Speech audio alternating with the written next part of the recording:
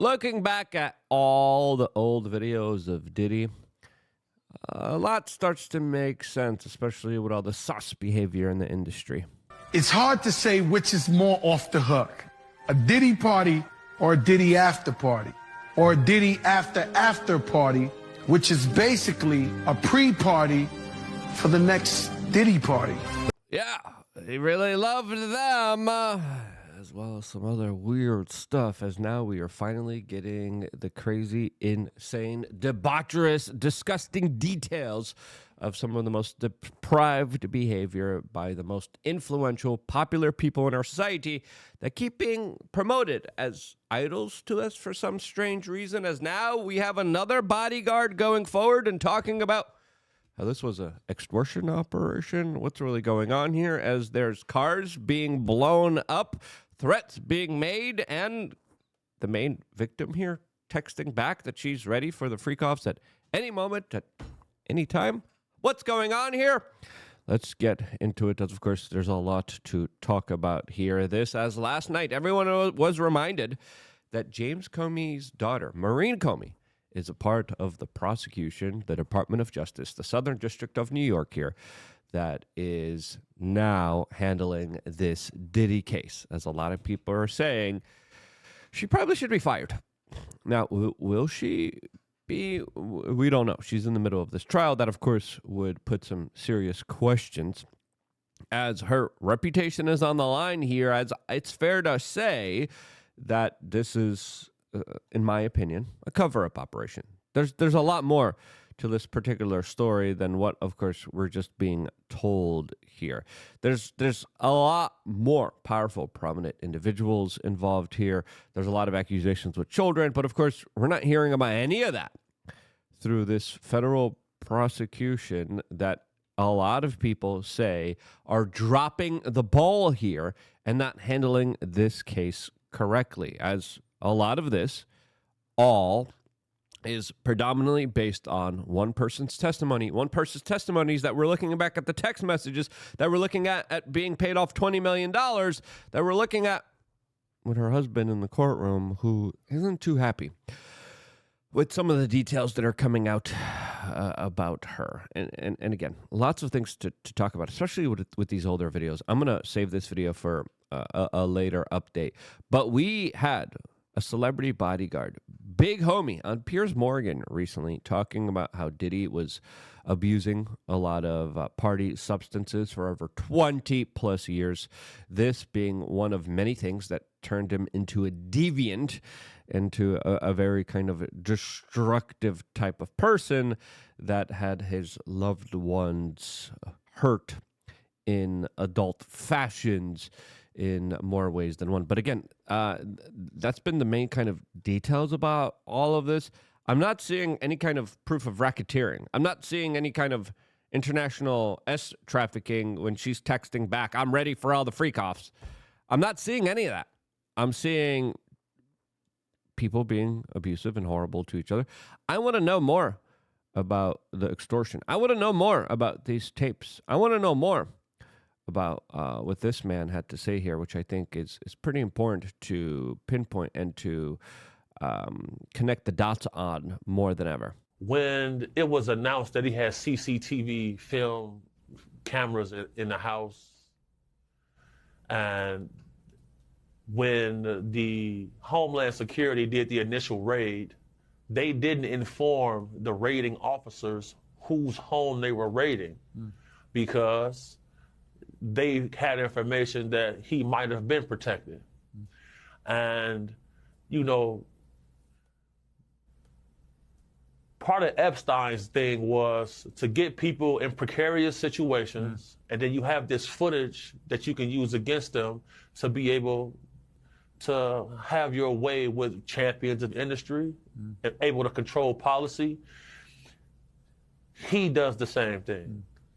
Yeah, and this confirms what we've been telling you from the very beginning of this particular case here, that this was the music black side of the Epstein saga that, of course, has been playing out in our entertainment and political circus for a very, very long time, with many times and in many instances the direct aid and assistance of the feds that probably went after him because he got too big for his bridges and he kind of came after a politician or someone too powerful. There was some kind of deal that wasn't working out, and it looks like there was a big deal that was financially in the works here that, of course, fell through right beforehand, which signals that Diddy probably said, I got all these people. And who was he hanging out with? He was hanging out with the Clintons. He was hanging out with the Obamas. He was hanging out with the LeBron Jameses, the Oprah Winfreys, the very powerful people, the Ellen DeGenereses in our society that, of course, they were very close with. Ellen kind of ran away, kind of hid away from everything. But the first part of what this guy explains is a little convoluted, doesn't make sense. The second part here connects the dots on what we've been saying for a long time, and that this was an extortion operation from the very beginning.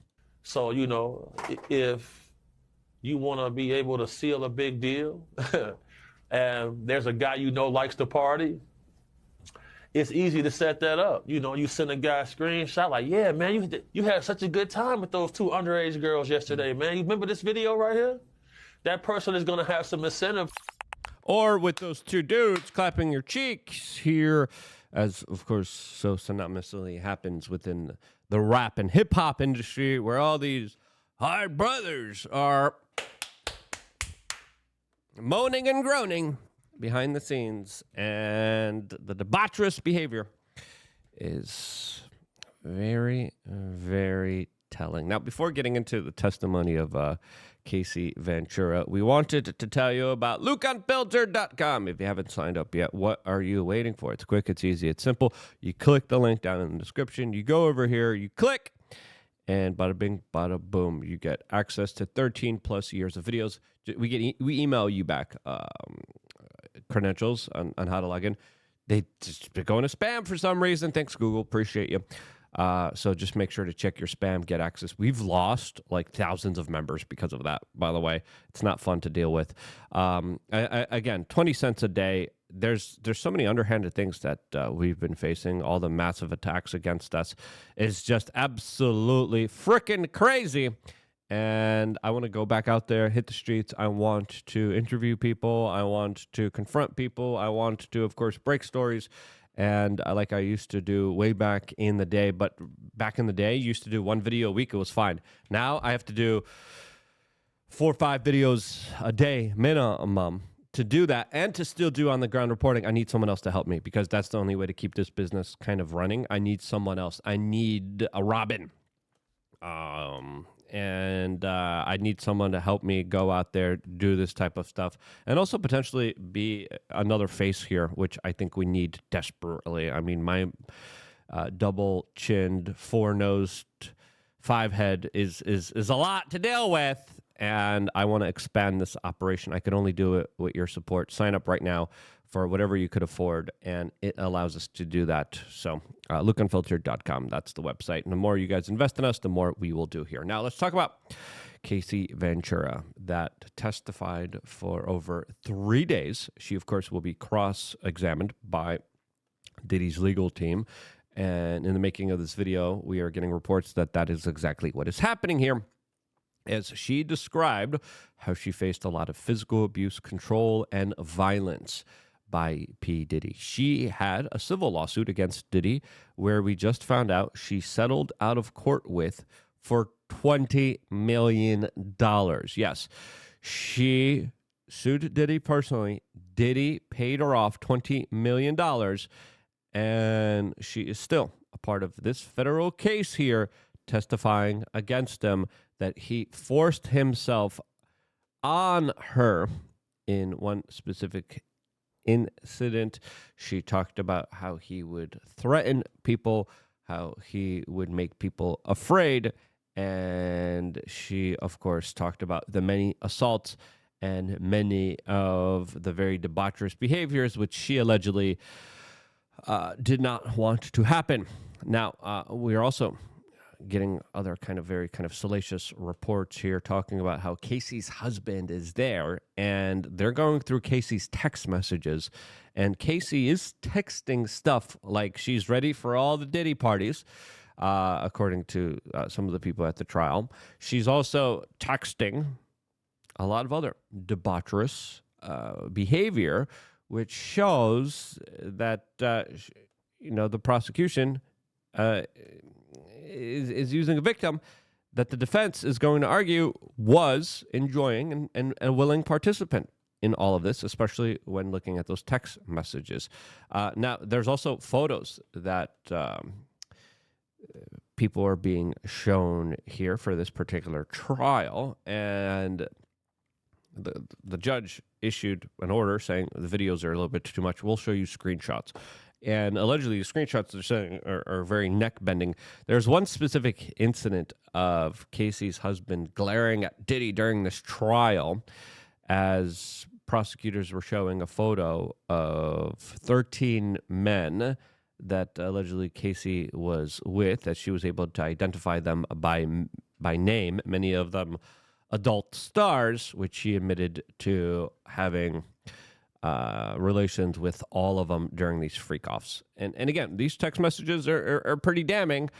The fact that she got paid $20 million before is also very telling as well here.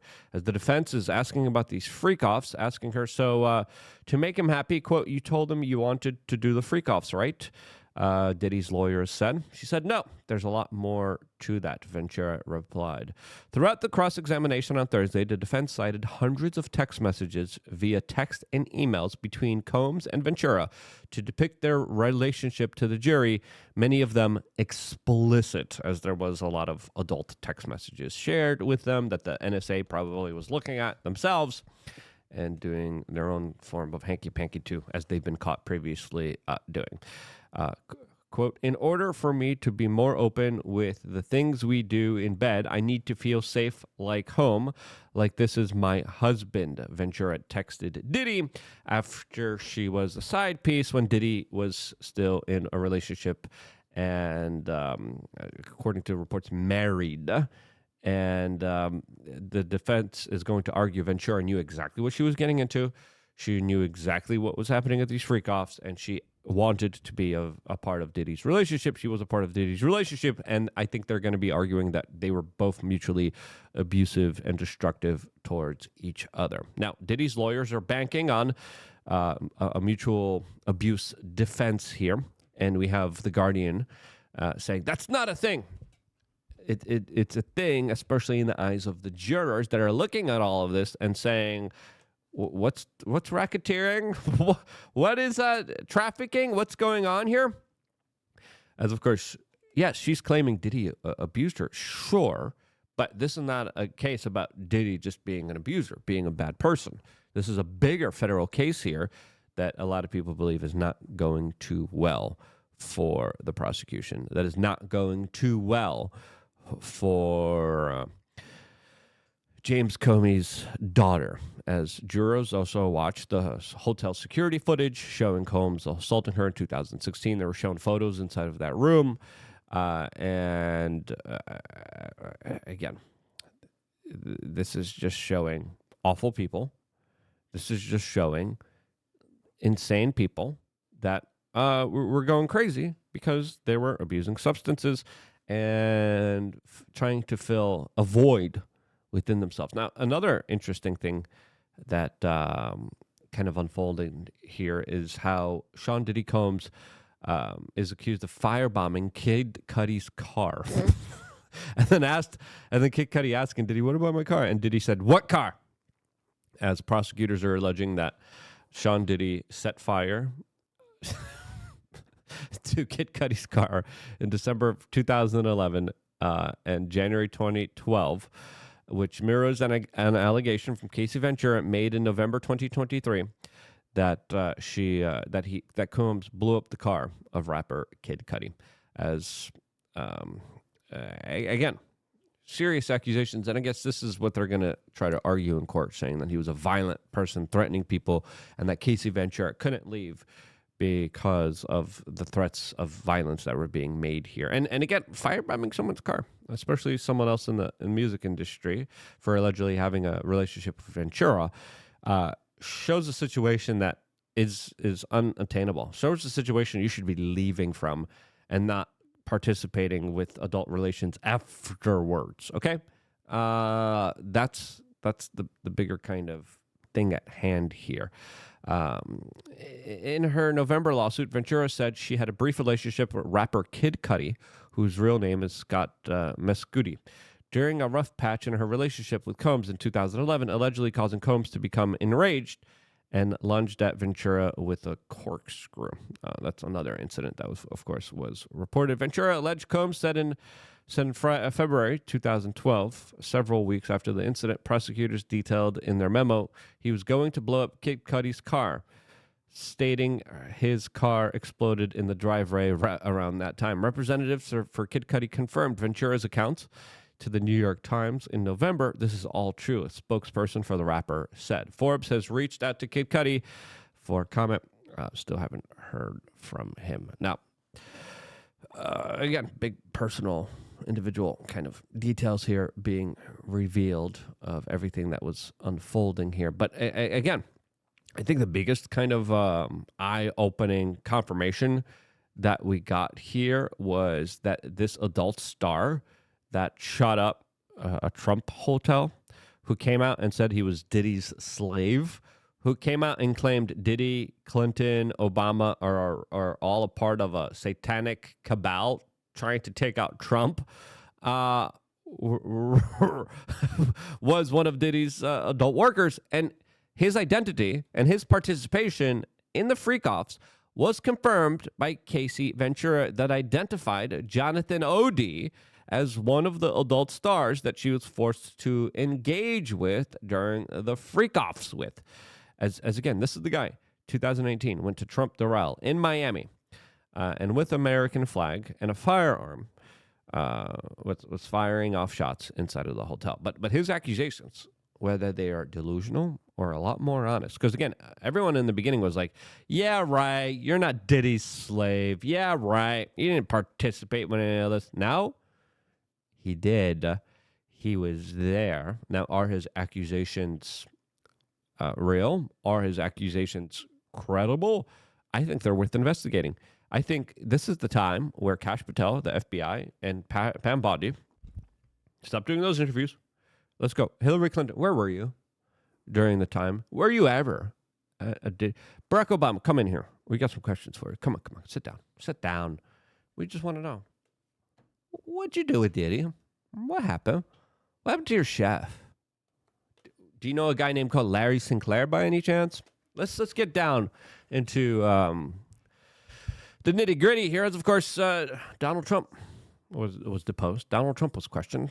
I think, hey, listen, this guy could be crazy. This guy could be off his rockers. This guy could be just making stuff up. But there's a big possibility he's not. Okay. Specifically what he was describing with what routinely happens in society, and that is the hurting of children, the abuse of animals, satanic rituals, all of that stuff. All that stuff happens within the biggest circles of Hollywood, of our entertainment industry, and we are dealing with so many sick individuals out there. As again, we also find out Diddy signed an NDA with Odie for $5 million in exchange for his silence. $5 million, $20 million for Casey. That's what we know about. Now, Brianna Morello has some interesting takes here. She says Sean Diddy's Combs' ex-girlfriend, Casey Ventura, has given 3 days' worth of testimony. Diddy's lawyers showed a 2009 text from Casey that said, "I'm always ready to freak off, LOL."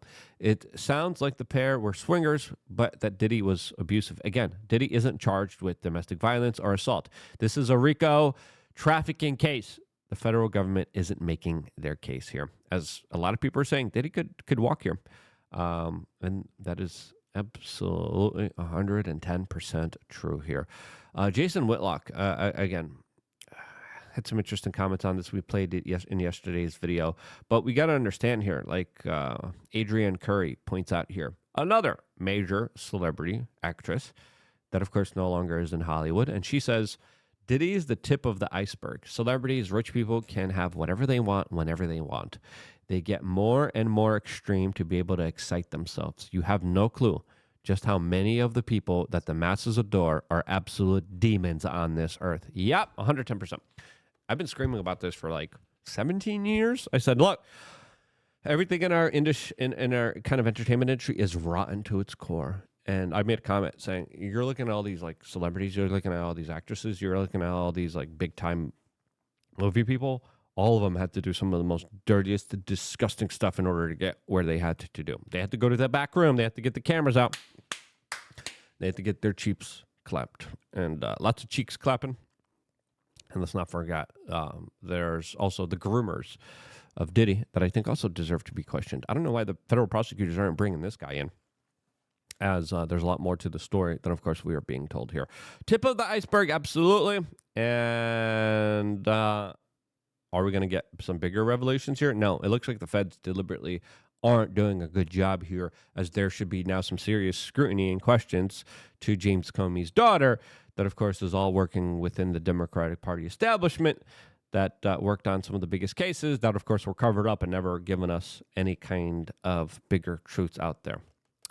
lucunfiltercom. Sign up right now so you can support all of our work. Stay tuned for more, all here exclusively on youtube.com/wearechange.